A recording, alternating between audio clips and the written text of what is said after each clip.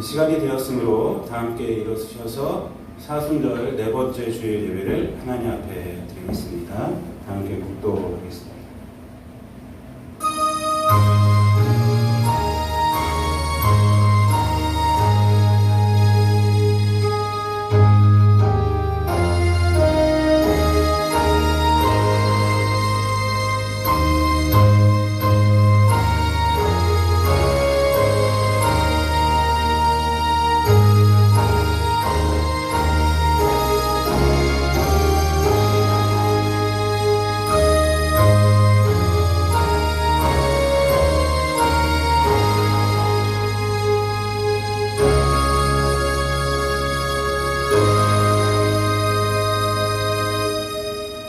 하나님이여 내게 은혜를 베푸소서. 내게 은혜를 베푸소서.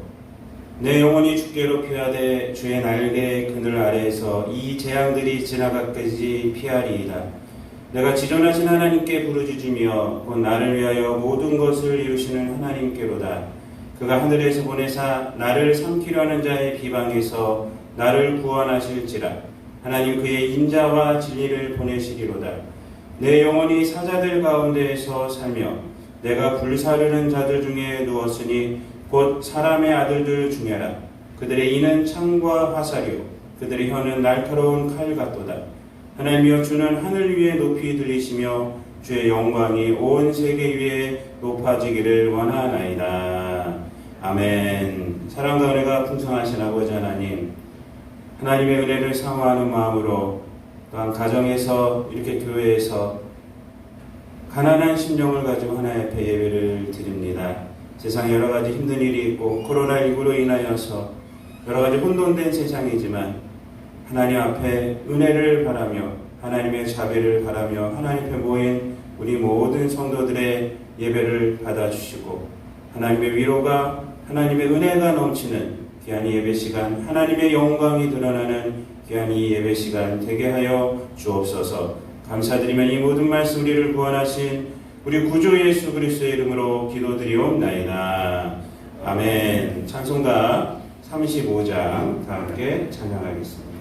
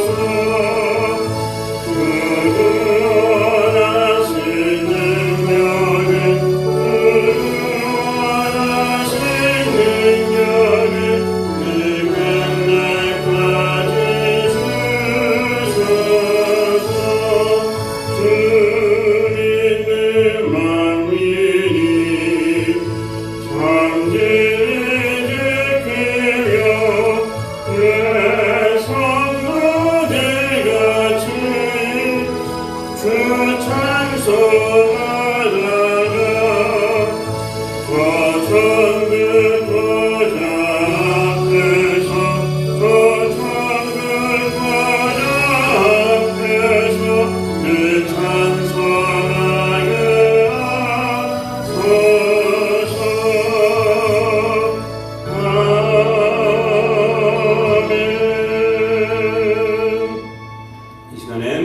한 주간 동안의 우리의 삶을 되돌아보며 하나님 회개하는 참여의 기도의 시간을 한 1분 정도 묵상으로 갖겠습니다. 다 함께 기도하겠습니다.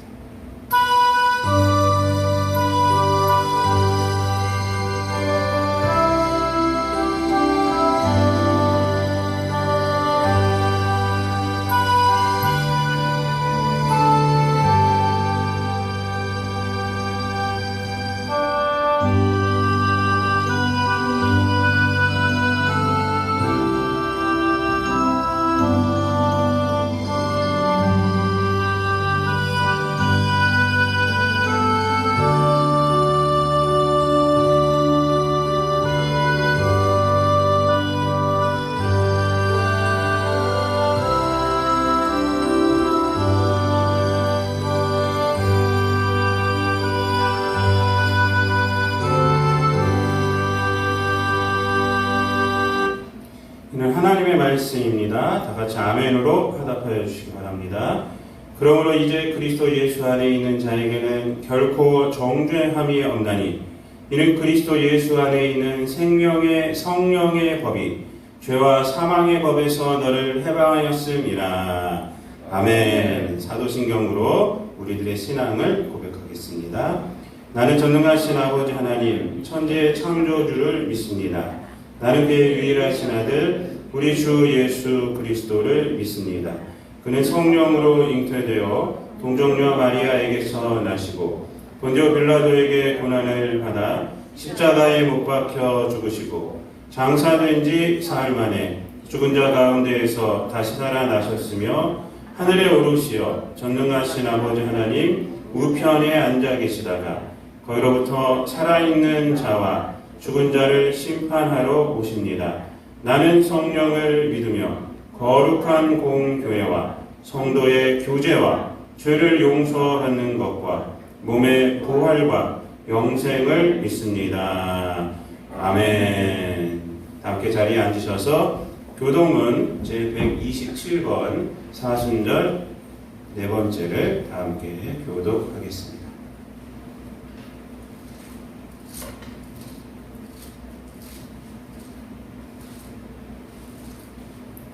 교동문 제127번 사순절 네 번째입니다.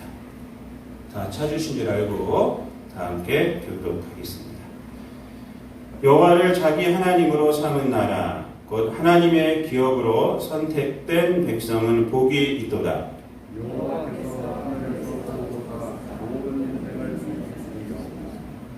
곧 그가 거하시는 곳에서 세상의 모든 거민들을 굽어 살피시는 도다.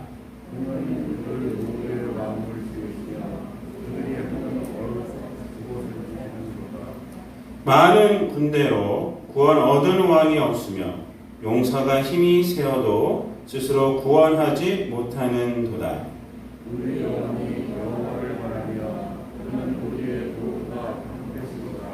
우리 마음이 그를 즐거워하며 우리가 그의 성호를 의지하였기 때문이로다. 여호와여 우리가 주께 원하는 대로 주의 인자하심을 우리에게 베푸소서. 아멘. 찬송가 147장 찬양하신 후에 김은정 장모 기도하겠습니다. Oh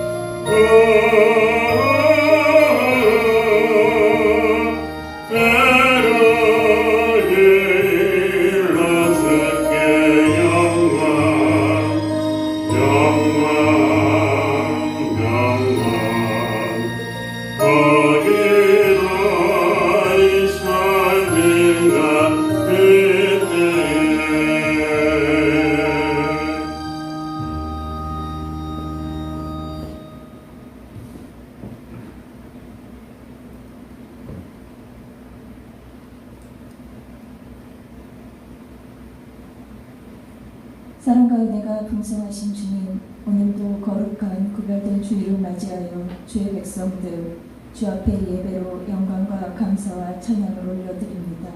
우리 예배를 받아주옵소서. 주님의 질서 안에서 추운 겨울이 지나고 주께서 만드신 모든 피조물에 생명을 주시는 주님, 봄의 햇살이 가득하며 복음의 은혜가 가득해야 할 사순절 기간에 코로나19가 전 세계로 확산되는 심각한 사태를 맞아 모두가 두려움에 떨며 삶의 질서가 무너지고 있습니다. 우리를 불쌍히 여겨주시고 기억하여 주셔서 코로나19가 소멸되어 이 땅 하나님의 자녀들에게 화가 내게 미치지 못하며 재앙이 내 장막에 가까이 오지 못하리니 그가 너를 위하여 천사들을 명령하사 내 모든 길에서 너를 지키게 하시니라. 말씀으로 우리를 지키시며 환난의 날에 겸손히 주님의 뜻을 분별하고 무릎으로 엎드려 회개하며 나아가는 믿음의 성도들 되게 하옵소서. 아버지, 주님의 핏값으로 세워진 주님의 거룩한 교회를 기억하여 주셔서 이 땅의 어둠을 물리치며 악한 계획을 무너뜨리며 진리의 복음의 말씀이 반석에 세워져 다시금 예배가 살아나며 죽어가는 영혼들이 예수 안에서 새 생명을 얻게 하시며 상처 입은 가정들이 회복되며 갈급한 심령들이 주님을 만나며 병든 자들이 치유되고 회복되는 놀라운 은혜가 주님의 성전에서 주님의 성도들의 삶에서 나타나길 원합니다. 아버지, 코로나19로 인하여서 아버지, 이 환난 가운데 고통당하는 성도들이 있습니다. 주 앞에 예배하는 것이 그들에게 환난이 되는 가운데 있사옵나이다. 아버지, 세상 가운데서 믿음을 지키는 것을 아버지 굳건하게 믿음을 지킬 수 있는 믿음을 더하여 주셔서 그 믿음이 아버지 하나님 앞에 온전히 기뻐하시는 아버지 예물이 될 수 있게 주님 축복하여 주시옵고 이 환난의 날을 온전히 이기며 승리할 수 있는 믿음을 더하여 주옵소서. 오늘도 단위에 세워주신 목사님 영육간에 강건하게 하시며 전하시는 말씀으로 성령이 교회에게 하시는 말씀을 들을 수 있는 길을 열어주시고 은혜가 넘치는 시간이 되길 원하옵나이다. 이 시간 가정에서 예배하는 모든 성도들 은혜로 함께 하시며 모두가 함께 예배하는 시간이 속히 오기를 원하며 살아계신 나사렛 예수 그리스도의 이름으로 기도드립니다. 아멘.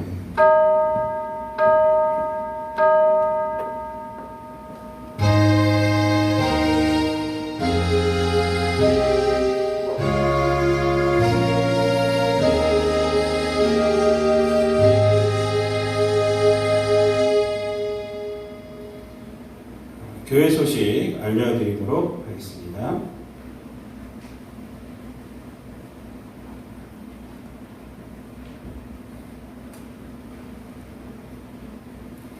주보를 참고해 주시기 바랍니다. 오늘 하나님 앞에 예배드리는 모든 분들을 진심으로 축복합니다. 교회에서나 가정에서 예배드리는 모든 우리 성도님들의 마음속에 또한 삶 속에 하나님의 은혜가 충만하기를 바랍니다. 오늘은 교회력으로 사순절 네 번째 주일로 우리가 지키고 있습니다. 이 사순절 기간에 구약 성경 일독을 목표로 지금 성경 읽기를 계속 교회에서는 진행을 하고 있습니다. 여러분들 구약 성경을 이번 기회에 여러분들 한번 이렇게 읽어주시기를 부탁을 드립니다. 예배 안내를 좀 드리도록 하겠습니다. 코로나19로 인해서 4월 5일까지 공동예배로 우리 교회도 모이지 않고 4월 6일 월요일부터 고난주가 이제 들어갔는데 그날부터 특별 새벽 기도회로부터 이제 공동예배로 모이게 됐습니다. 어저께 저녁 뉴스에 이제 총리까지 나와서 이제 이렇게 권고를 하고 있는 것을 봐서 한 2주 동안만 아이들 지금 개학도 못하고 있는 상황입니다. 그래서 2주 동안은 우리 교회도 참여하기로 했습니다. 그래서 여러분들 주일 예배에 3월 29일 다음 주일과 4월 5일 주일 예배는 영상으로 드리도록 하겠습니다.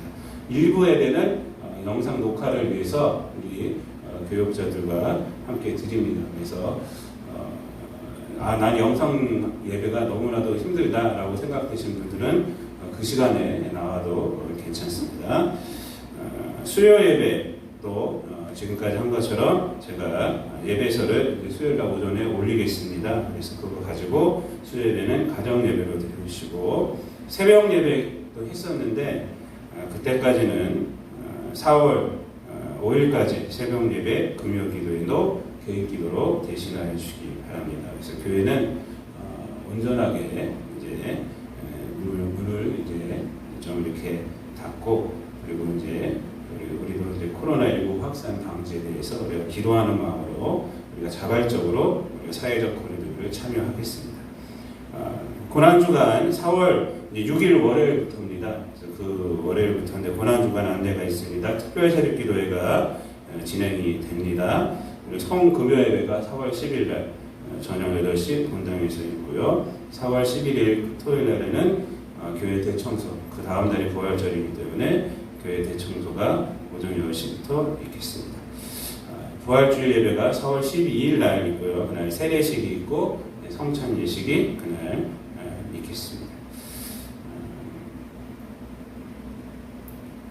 모든 예배 모임 의무 공고사항 여러분들 잘 지켜주셔서 너무 감사를 드립니다. 그리고 7번에 이제 기도 제목 있습니다. 이 기도 제목을 가지고 여러분들 꼭 가정 예배 시에 기도하여 주시고, 또 이제 매일 시간을 정해서 여러분들 기도해 주시기를 부탁을 드립니다.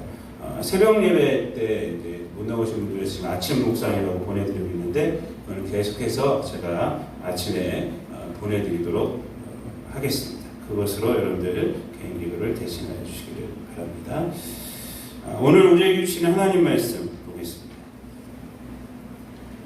신약성경 요한복음 9장 1절부터 12절 그리고 41절입니다.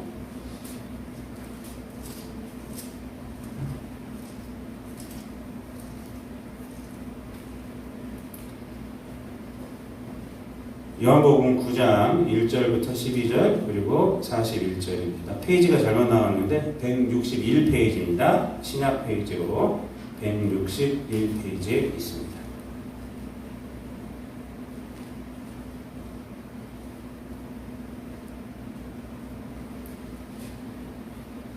다 찾으신 줄 알고 제가 봉독해 올리도록 하겠습니다.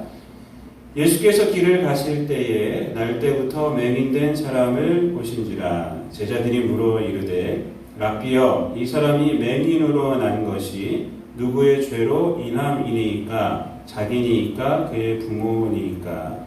예수께서 대답하시되 이 사람이나 그 부모의 죄로 인한 것이 아니라 그에게서 하나님이 하시는 일을 나타내고자 하심이라. 때가 아직 낮음에 나를 보내신 이의 일을 우리가 하여야 하리라. 밤이 오리니 그때는 아무도 일할 수 없느니라. 내가 세상에 있는 동안에는 세상의 빛이로라. 이 말씀을 하시고 땅에 침을 뱉어 진흙을 이겨 그의 눈에 바르시고 이르시되 실로암 못에 가서 씻으라 하시니, 실로암은 번역하면 보냄을 받았다는 뜻이라. 이에 가서 씻고 밝은 눈으로 왔더라. 이웃 사람들과 전에 그가 거린인 것을 보았던 사람들이 이르되 이는 앉아서 구걸하던 자가 아니냐.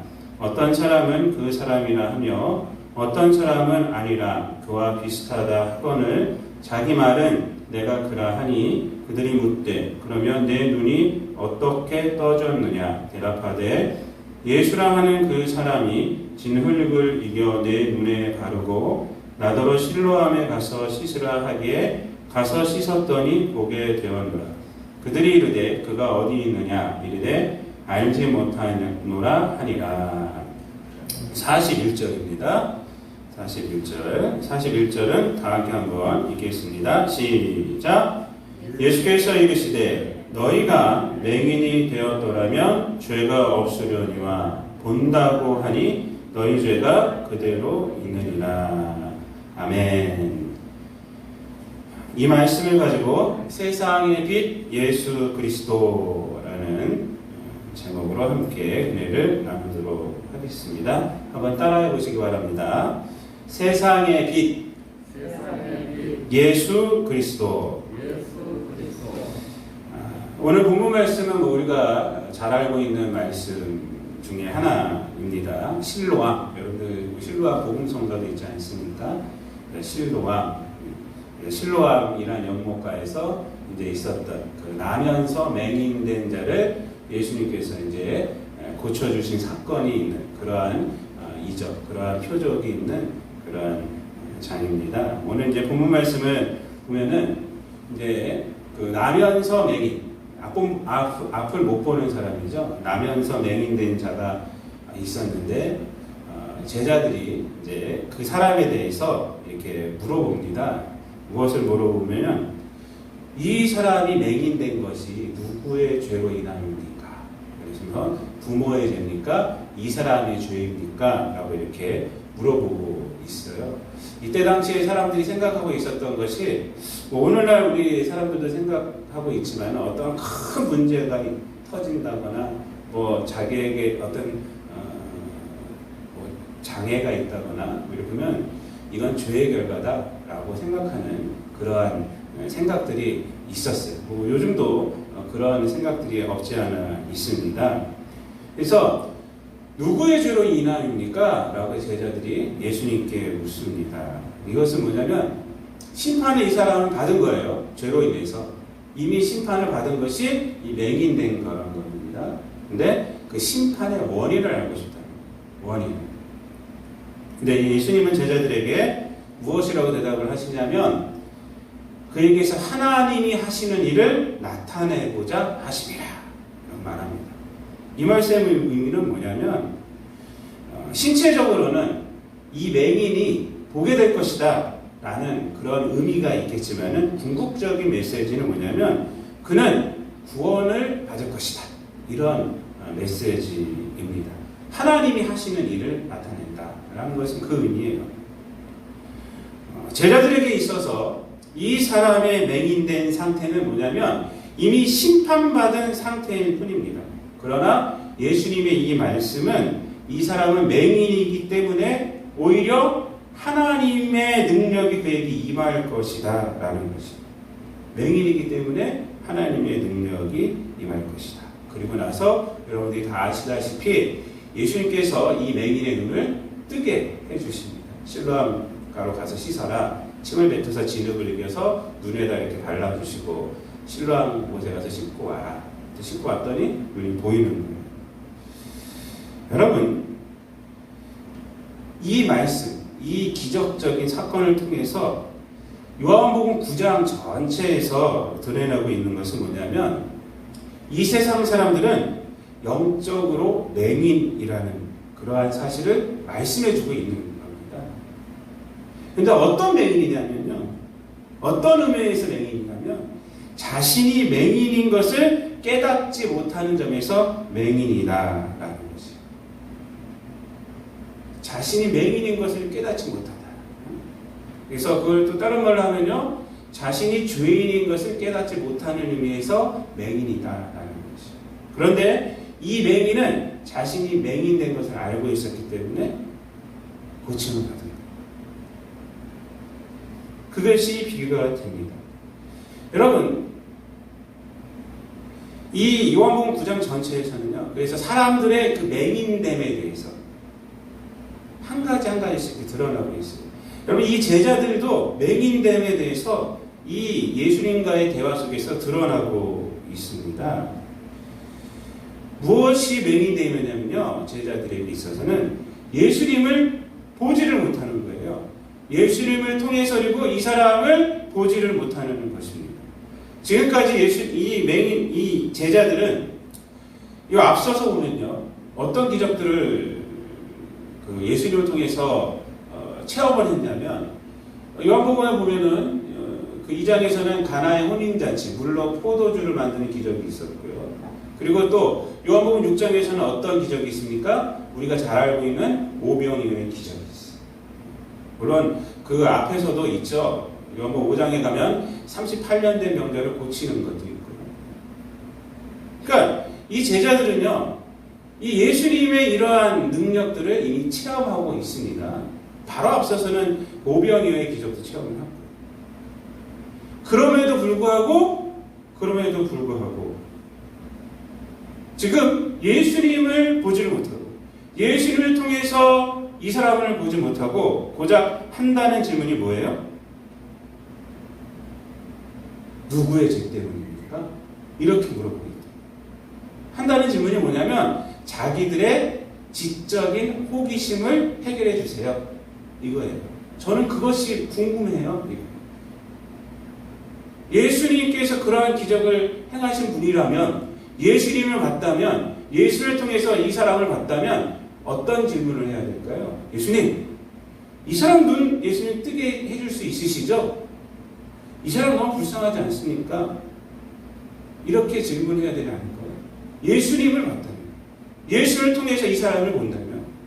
근데 그것이 아니라 이 사람은 누구 죄 때문에? 지적인 호기심. 그것 좀 해결해 주세요. 뿐만 아니라 그 다음에 예수님께서 이 사람의 눈을 뜨게 한 이후에 사람들의 반응들이 나오는데, 이 반응들도 보면요, 이 세상 사람들이 맹인임을 우리가 알 수가 있습니다. 이 원래는 오늘 9장 1절부터 마지막 절까지 다 읽어야 되는데 너무 길어서 이렇게 사건을 읽고 마지막 저는 읽었는데, 그 13절 이하를 이렇게 보면요, 누가 등장하냐면 바리새인들이 등장을 해요. 바리새인들이요, 이 사람을 신문해요. 신문을 하고 부모를 불러다가 또 신문을 하고 또 이 맹인을 불러다가 또 신문을 하죠. 그 내용이에요. 그 내용인데 13절 이하는 이 사람을 불러다가 눈을 떠진 사람이에요. 눈이 떠진 사람. 근데 지금 눈이 떠진 사람을 보질 않습니다. 그리고 눈을 뜨게 한 분이 예수님인데, 예수님에 대해서 초점을 맞추지 않고 무엇에 초점을 맞추느냐? 안식일을 어겼다. 이것에 초점을 맞추고 있어요. 16절 말씀에 보면요, 바리새인 중에 어떤 사람이 말하되 이 사람이 안식을 지키지 아니하니 하나님께로부터 온 자가 아니라 하며, 어떤 사람은 말하되 죄인으로서 어떻게 이러한 표적을 행하겠느냐 하며 그들 중에 분쟁이 있었더라. 안식일을 어겼다. 이것에 초점을 맞추고 있으면서 이 눈이 떠진 맹인도 보질 않고요, 눈을 뜨게 한 예수님도 보지를 않고 있어요. 겁을 하고 있어요. 이것이 맹인이죠. 누가 맹인입니까 도대체? 그들의 부모를 부릅니다. 그래서 네 아들이 정말로 태어났을 때부터 맹인이었느냐?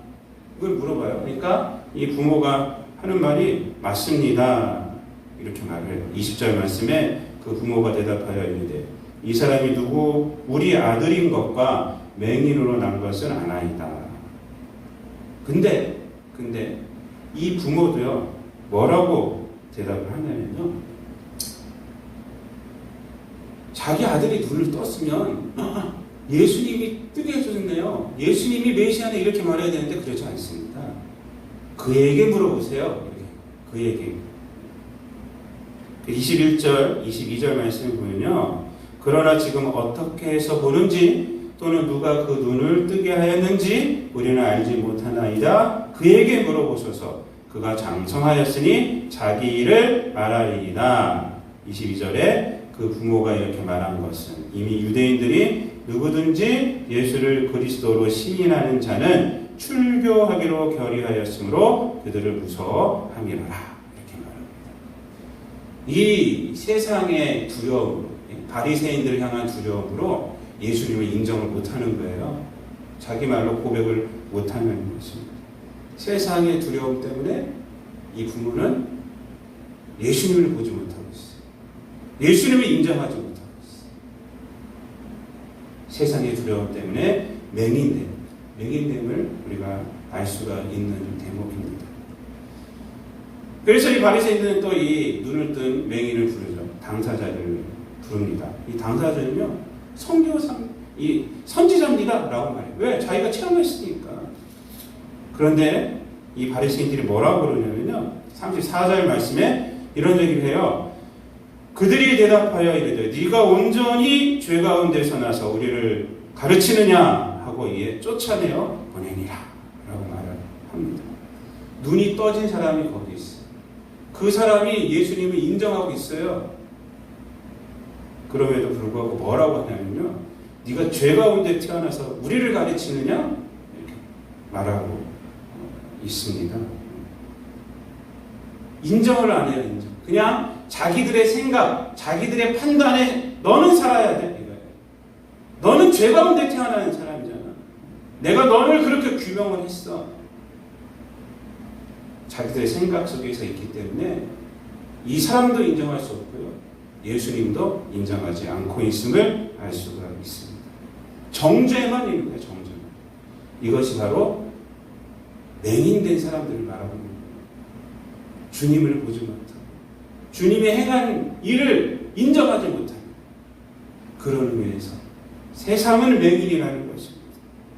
여러분, 이것이 바로 세상이라는 것입니다.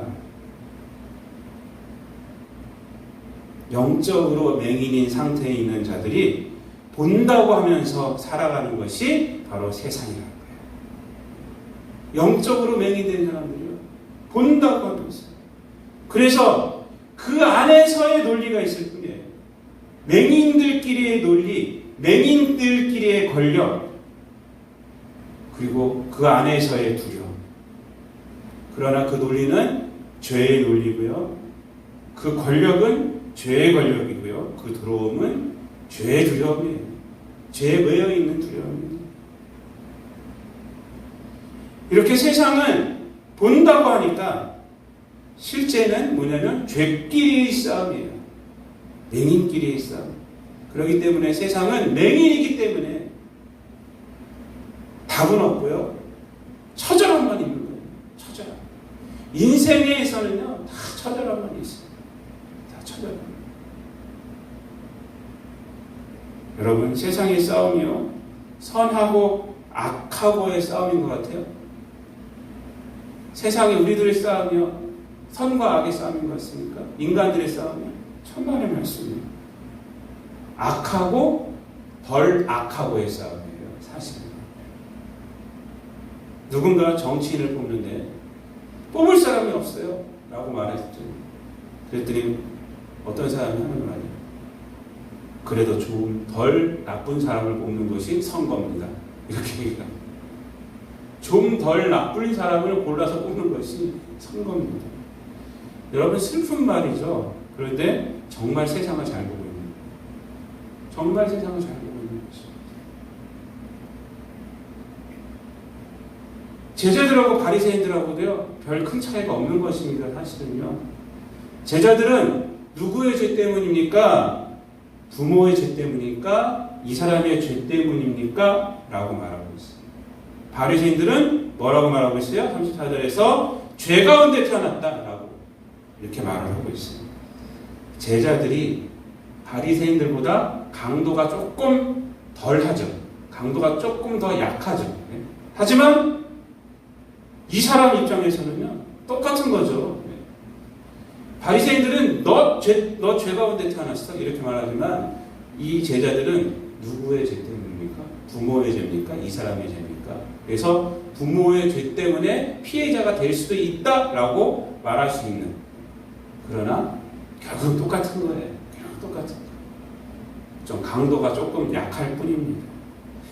제자들이 바리새인보다 더 낫다고 할 수 있어요. 이 사람 입장에서는 똑같은 거예요. 똑같은 거. 그래도 난 너보다 나아. 난 그래도 부모의 죄라고 했잖아. 자기들끼리는 그럴 수도 있어. 하지만 그러기 때문에 나는 선한 사람이야 라고 생각한다면 그건 착각이죠. 착각이죠. 바리새인보다는 낫기 때문에 나는 선한 사람이야 이렇게 생각하면 착각이죠. 여러분, 우리가 세상 살아가면서 하는 착각이 이거 아닙니까? 너보다는 나, 상대적인 판단 속에서 내가 선한 사람이다 라는 생각으로 살아가지 않습니까, 여러분? 사실은 그래서 싸움이 있는 겁니다. 싸움이 왜 일어나는지 아십니까? 사람들끼리 싸움이요. 물론 여러 가지 문제, 뭐 돈 문제, 뭐 이런 문제도 있지만요. 그런 거 제외하고요. 대부분의 싸움은 뭐냐면 자존심 때문이에요. 자존심. 너까지 끝한테는 질 수 없어. 그래도 내가 더 나은데.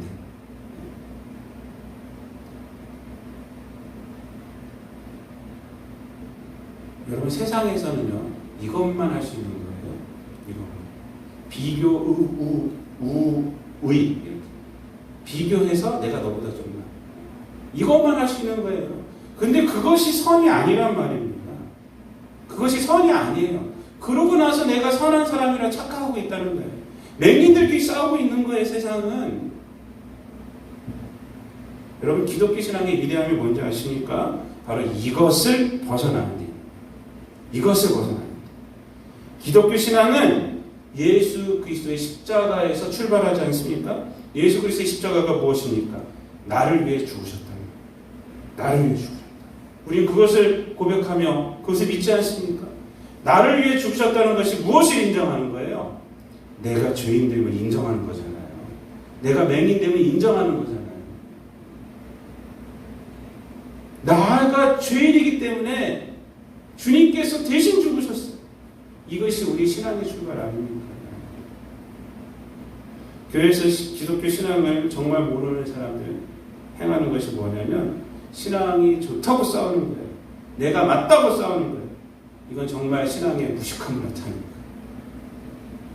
죄인이고 죽을 수밖에 없었던 자가 나인데 십자가에 못 박혀 죽을 사람이 나였는데 무슨 우리가 신앙이 좋고 옳다고 싸울 수가 있겠습니까? 도토리 키재기 하는 거예요. 도토리 키재기. 칼 바르트는요, 독일의 신학자.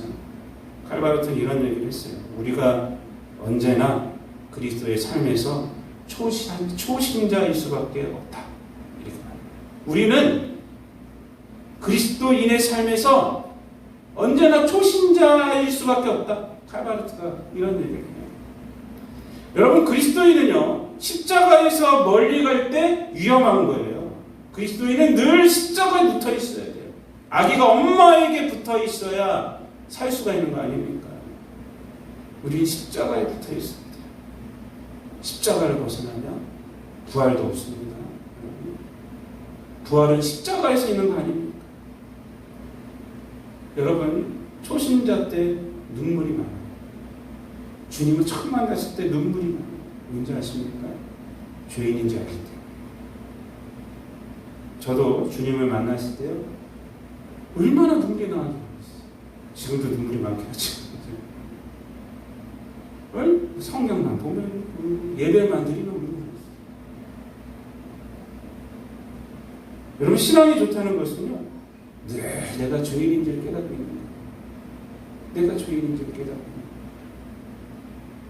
거예요. 여전히 주님의 십자가의 보혈이 나에게 필요하구나 라는 것을 인정하는 것입니다. 오늘 41절 말씀 우리가 읽었는데 뭐라고 말하죠? 너희가 맹인이 되었더라면 죄가 없으려니와 본다고 하니 너희 죄가 그대로 있느니라.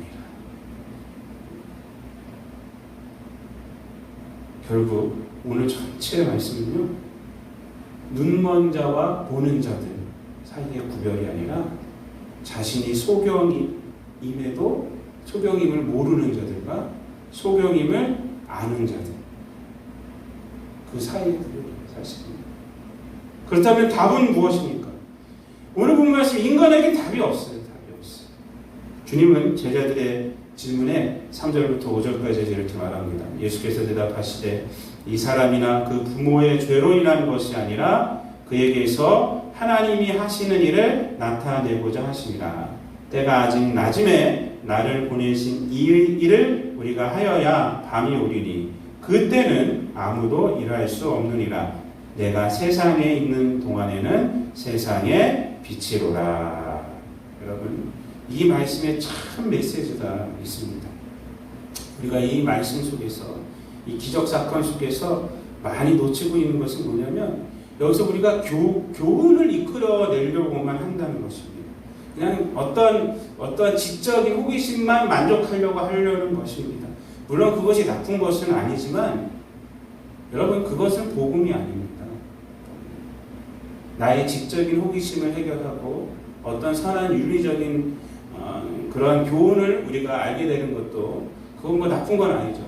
필요한 것이지만 그것은 사람을 변화시키는 복음은 아닙니다. 여러분, 여기서의 참 메시지는 뭐냐면 다른 것이 아니에요. 예수님이 세상의 빛이라는 것입니다. 예수님이 세상의 빛이라는 것입니다. 이게 메시지입니다. 여러분, 성경이 주는 메시지는 딴 것이 아닙니다. 예수 그리스도가 세상의 빛이라는 것이. 여러분, 이거보다 더 큰 메시지는 없어요. 여러분, 세상의 과학이나 의학이나 철학이 세상의 빛이 될 수 있습니까? 성경을 과학적으로, 의학적으로, 철학적으로 보십시오. 답이 없습니다. 얼마든지 볼 수 있어요. 그러나 그거는 지적인 호기심만 만족시키는 것이죠. 그것은 맹인된 자를 더욱더 맹인되게 할 뿐이에요. 사실은요. 여러분, 과학과 의학을 보세요. 우리 눈에 대단한 것 같죠? 사실은요, 뭔지 아십니까? 과학과 의학이 하나님이 창조한 창조의 법칙을 하나하나 발견해내고 있는 거예요. 그것이 과학과 의학입니다. 그래서 정말로 과학과 의학을 하는 사람들이 겸손해지는 것은 뭐냐면 알면 알수록 모르는 게 많다는 거예요.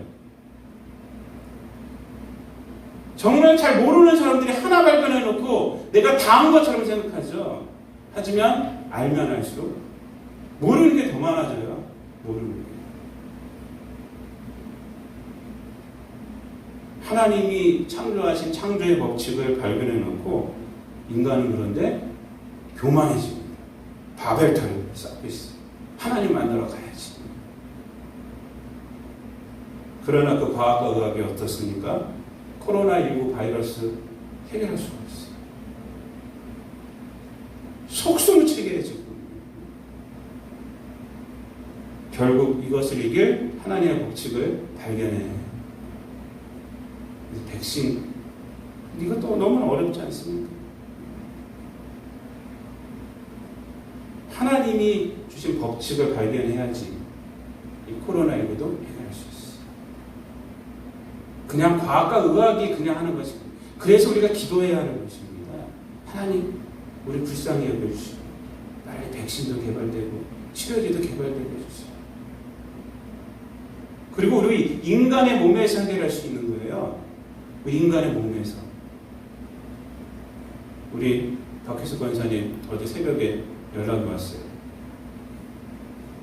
그 다니엘, 여러분 다 아시죠? 꼬마 이렇게 그 확진 판정 받았는데 열하고 다리가 떨어졌다고. 하나님 감사하다. 그리고 가족들도 다 음성으로 나왔대요.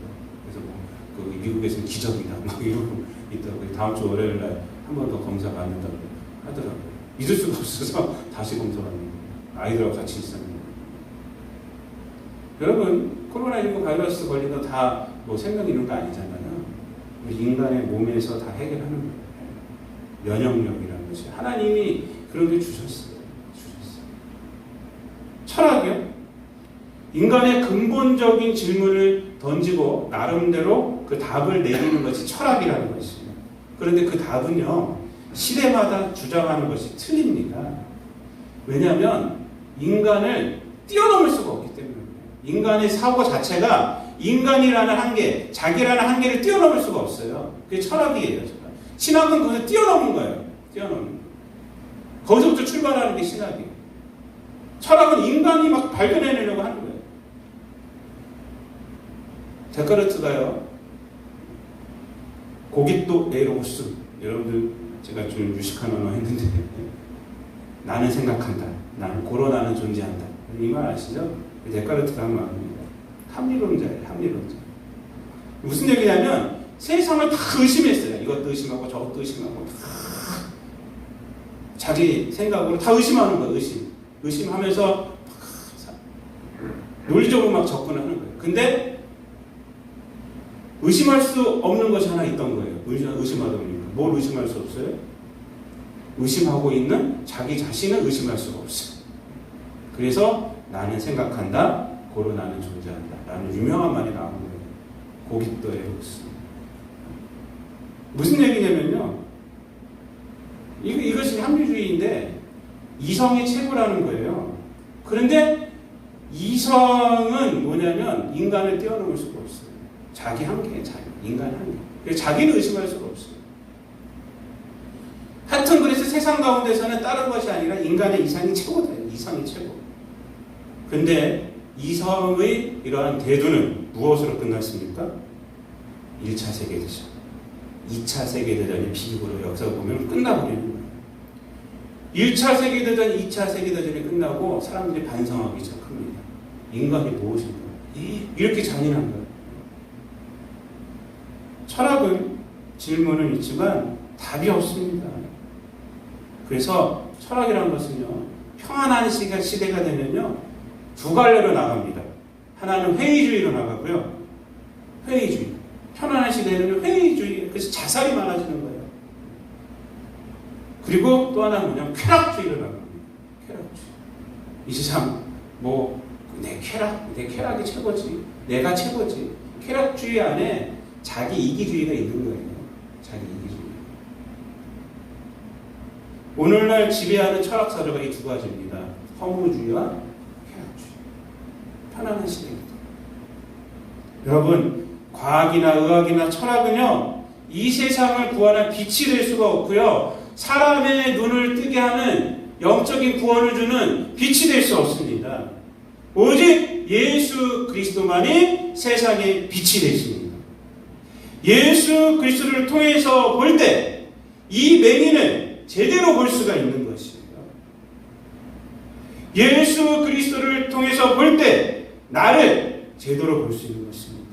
예수 그리스도를 통해서 세상을 볼 때 세상을 우리는 제대로 볼 수가 있는 것이고, 예수 그리스도를 통해서 역사를 볼 때 역사를 제대로 볼 수가 있는 것입니다.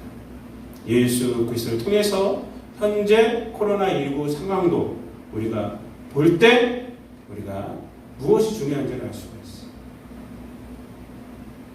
어느 목사님이 이런 말씀을 했어요. 그 교회는요, 교육자들과 실무 장로님들만 지금 일부 예배를 드려요. 코로나19 상황 가운데 예배는 이제 벌써부터 못 드리고 벌써 한 달, 2월 마지막 주부터 지금까지 계속 이제 교육자들, 교회가 큰 교회인데 교육자들하고 실무 장로들만 나와서 예배를 드리고 그 영상 예배를 이제 성도들에게 이제 방송으로 합니다. 근데 이제 권사님 한 분이 그 앞에서 안내를 보시나 봐요. 안내를 보는 이유는 사람들 오시면 권면하고 그래서 이제 예배를 방해하지 않도록 이렇게 녹화가 진행되기 때문에 그런 역할을 하는가 봐요. 근데 예배가 끝났을 때 그 권사님이 예배실 앞으로 이렇게 올라오셨대요. 그래서 이제 목사님이 그 권사님에게 안내 보시려고 수고 많으셨어요 라고 하니까 그 권사님이 고개를 빼고 예배당을 이렇게 바라보면서 예배당이 보고 싶어서요 이렇게 얘기를 하더라고요.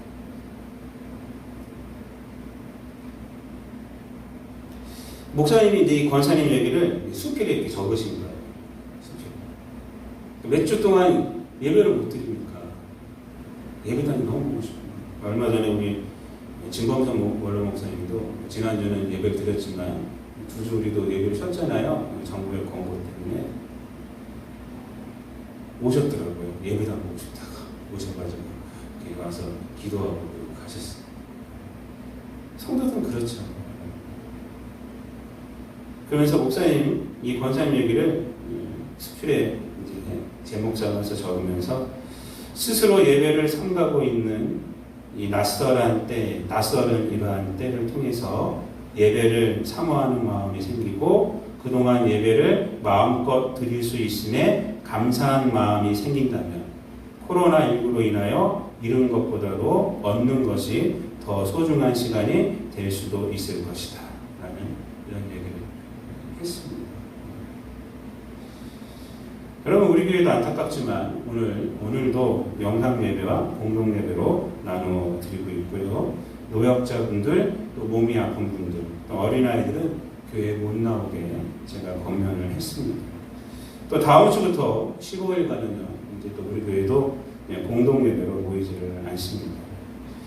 열이 나고 기침이 나고 몸이 아프면 교회에서 기도를 해야 되는데, 또 제가 또 기도를 해드려야 하는데 몸에 손을 얹고 기도를 해드려야 하는데 사회적 거리두기라고 하긴 하지만 사실 제 마음이 좀 찜찜한 것은 사실입니다. 그래서 어저께도 교회를 소독하면서 기도를 했어요.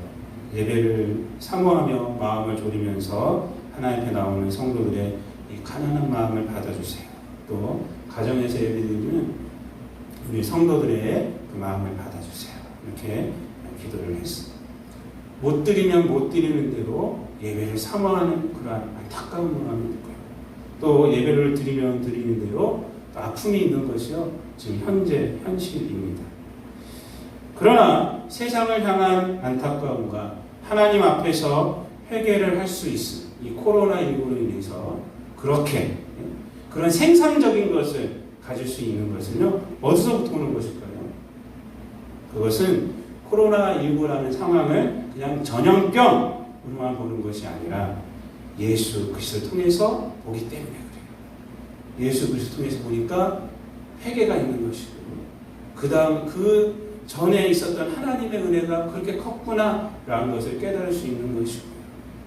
그리고 이 상황 가운데서 우리가 하나님을 더욱더 의지해야지. 이 세상에서 더욱더 중보해야지. 나의 죄였구나라는 것을 깨닫는 그런 생산적인 것이 있게 되는 것입니다. 예수 그리스도가 세상의 빛이에요. 세상의 빛. 여러분, 우리가 예수 그리스도를 통해서 이 상황을 보지 않는다면요, 서로 싸움만 일어나요. 제가 답답한 것이요, 예배를 드리면 드리는 대로 뭐라고 그러고, 안 드리면 안 드린다고 뭐라고, 왜 이렇게 싸우는지 모르겠어요. 서로 다 안타까움이 있는 거 아닙니까? 세상 사람들이야 그럴 수 있다 치지. 우리가 예배를 들어서 잘났습니까? 아니면 예배 안 드린다고 또 잘났습니까?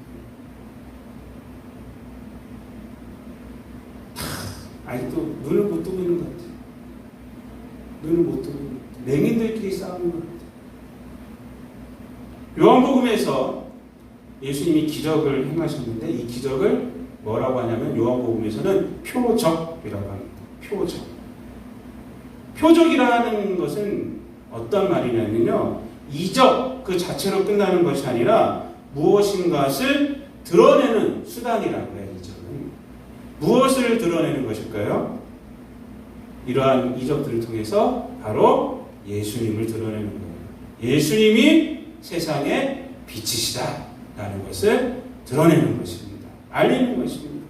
요한복음 6장에서요, 이 오병이의 기적이 있은 후에 사람들이 그 이적에 놀라서 예수님을 임금 삼고자 했잖아요. 예수님을 찾았잖아요.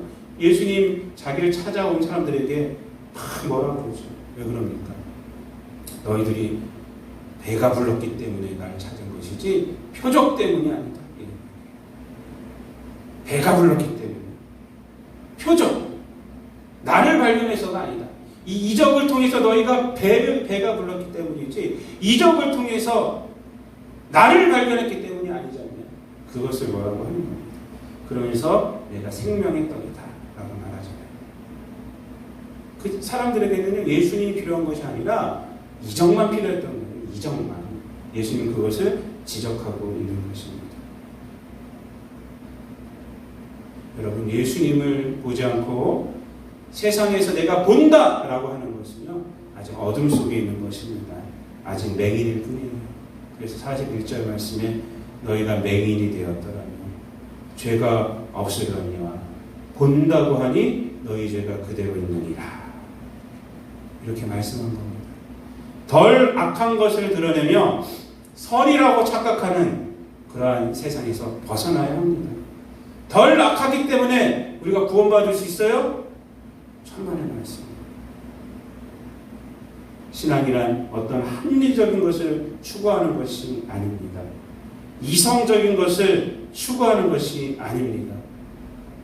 내가 맹인인 것을 알고, 그리고 예수님이 빛임을 알고 예수님께로 나아가는 것이 신앙입니다. 예수님을 발견하는 것, 그것이 신앙입니다. 신앙의 삶이란, 그래서 예수 중심으로 생각하고 예수 중심으로 판단하고 예수 중심으로 계획하고 결단하는 것이 바로 이것이 신앙의 삶입니다. 예수님이 세상의 빛이십니다. 빛 대신 예수님 중심으로 신앙의 삶을 살아가시는 성도님들이 되시기를 우리 구주 예수 그리스도 이름으로 축원드립니다. 기도하겠습니다. 사랑과 은혜가 풍성하신 아버지 하나님, 이 세상에 빛 대신 예수님을 우리가 바라보게 하여 주셔서 우리의 맹인됨에서 벗어나게 하여 주시고, 맹인됨의 싸움에서 벗어나게 하여 주시고, 우리가 늘 하나님의 영광을 드러내며 하나님께서 비추시는 그 빛을 향하여 걸어가는 우리 모든 성도들 되게 하여 주옵소서. 코로나19가 어서 속히 종식되게 하여 주시옵소서. 우리 성도들 모두 회개하게 하여 주시옵시고, 하나님 앞에서 간구하게 하여 주시고, 세상을 향해 중보하게 하여 주시옵소서. 2주 동안 이제 저희들 모이지 못하고 이제 가정에서 예배를 드리며 가정에서 하나님 말씀을 붙들고 하나님 앞에 기도할 때 하나님의 은혜가 갑절로 임하는 역사가 있게 하여 주옵소서. 감사드리며 예수님의 이름으로 기도드리옵나이다. 아멘. 찬송가 413장 찬양하시면서 하나님 앞에 봉헌예물을 올리도록 하겠습니다.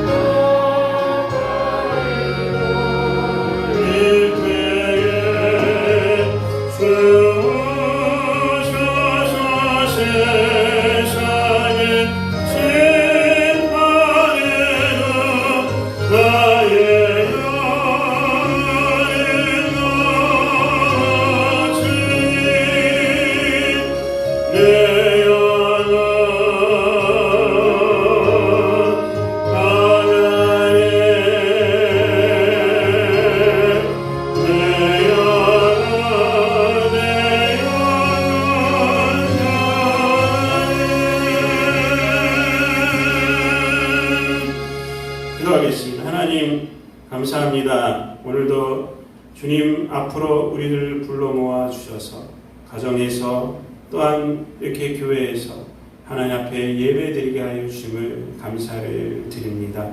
우리들로 하여금 맹인됨을 깨닫게 하여 주시고 우리에게 영적인 눈을 뜨게 하여 주셔서 이 세상에 살아가지만 하나님을 바라보며 하나님 나라를 소망하며 하나님의 뜻을 이 땅 가운데에서 이루기를 원하는 마음으로 살아갈 수 있도록 하여 주심을 감사를 드립니다. 아버지 하나님 육의 열매를 우리 삶 가운데서 나타내지 아니하고 그래서 성령의 열매를 맺으며 살아갈 수 있는 성도가 되게 하여 주심 감사를 드립니다. 저를 이 은혜에 감사하는 마음으로 저는 마음과 뜻과 정성을 모두어서 하나님 앞에 이 예물을 드립니다. 이 모든 것이 주님께로부터 온 것임을 고백하며 드려오니 아버지 하나님 우리 성도들의 삶 가운데 하나님의 은혜가 더욱더 충만하게 하여 주시고 갑절에 은혜가 있게 하여 주시고 갑절에 복이 넘쳐 흘리게 하여 주시고 갑절에 건강함이 있게 하여 주셔서 그 건강함으로 그 복으로 그 은혜로 이 땅 가운데에서 하나님을 기쁘시게 하는 삶, 하나님과 동행하는 삶, 거룩한 삶뿐만 아니라 이 땅 가운데 많은 사람들을 위로하고 많은 사람들을 하나님께로 인도하는 그런 생명의 삶을 살아가는 우리 모든 성도들 되게 하여 주시옵소서. 아버지 하나님 또한 예물에 우리들의 마음과 소원을 아버지 하나님 함께 드린 성도들도 있습니다. 아버지 하나님 그 마음과 소원을 하나님 그 기도의 제목을 들어주시고 응답하여 주셔서 삶 가운데에서 늘 하나님의 능력을 체험하고 더욱더 하나님을 의지하며 살아가는 아버지 귀한 우리 성도들 되게 하여 주셔서 하나님의 능력이 아버지 어려울 때 더욱더 체험되어지게 하여 주시고 그 힘으로 더욱더 이 땅 가운데에서 든든히 서서 하나님의 영광을 드러내는 하나님의 선하심을 드러내는 우리 성도들 되게 하여 주시고 내가 약할 때 하나님이 나를 온전케 하여 주셨노라 라고 하나님을 간증하는 우리 성도들 되게 하여 주시옵소서. 여러 가지로 슬프고 힘든 우리 성도들이 있습니까? 아버지 코로나19로 인하여서 아버지 이 세상에 여러 많은 사람들이 고통 가운데 있고 불안한 가운데 있고 두려움 가운데 있고 경제적으로 아버지 하나 우리 성도들도 너무나도 힘이 든 가운데 있습니다. 아버지 저들의 마음을 위로하여 주시옵시고 아버지 코로나19인 이러한 상황 가운데에서 아버지 하나님 세상의 두려움에 사로잡히는 것이 아니라 아버지 하나님 능력의 하나님을 바라보게 하여 주시고 하나님을 의지하게 하여 주시므로 모든 어려움 가운데서 인내할 수 있는 힘이 있게 하여 주시고 그 인내함으로 말미암아 더욱더 영적인 복이 넘쳐나게 되게 도와주시옵시고 더욱더 이 땅 가운데에서 하나님의 은혜를 더욱더 받고 더욱더 많은 사람들을 위로할 수 있는 담대한 믿음의 소유자들이 될 수 있도록 하나님 함께하여 주시옵소서. 전 세계 많은 사람들이 코로나19로 인하여서 아버지 하나님 목숨을 잃는 상황까지도 있습니다. 아버지 하나님 어수속히 이것이 해결되게 하여 주시옵소서. 우리 사람들에게 지혜를 주셔서 백신이 개발되게 하여 주시옵시고 치료제가 개발되게 하여 주셔서 아버지 하나님 코로나19를 두려워하지 않도록 하여 주시고 일상이 회복되게 하여 주시고 아이들은 학교에 가게 도와주시고 우리들은 마음껏 주님을 찬양하는 예배자로 설 수 있도록 성령께서 은혜 내려 주시옵소서. 2주 동안 아버지 하나님 저희들이 이제 공동 예배로 모이지 못하고 아버지 자발적으로 저희들이 이제 아버지 가정에서 예배를 드립니다. 우리 성도들 가정에서 예배를 드릴 때에 하나님의 말씀 앞에 설 때 무릎을 꿇을 때마다 성령께서 함께하여 주시고 은혜 내려 주셔서 아버지 하나님을 만나게 도와주시고 회개의 은혜가 있게 도와주셔서 아버지 하나님 회복의 은혜가 있게 하여 주셔서 아버지 하나님 기간이 정말로 주님의 고난에 동참하는 기간 되게 도와주시옵시고 그래서 종료 주일 아버지 특별 새벽 기도회로 만났을 때에 더욱더 감격의 예배를 드릴 수 있는 우리 모든 성도들 되게 하여 주시옵소서. 예물이 쓰여진 곳에 우리를 구원하신 예수 그리스도의 십자가와 부활의 복음이 전파되어지게 하여 주시고 예수 그리스도를 믿는 자들 많아지게 하여 주셔서 수경됨에서 벗어나서 참 빛인 예수님을 통하여서 아버지의 참 소망 가운데 거하게 되는 귀한 역사가 있게 하여 주옵소서. 감사드리며 이 모든 말씀 우리를 구원하신 우리 구주 예수 그리스도의 이름으로 기도드리옵나이다. 아멘. 다 함께 일어서셔서 주기도문송 찬양하신 후에 제가 축도함으로 모든 예배를 마치겠습니다.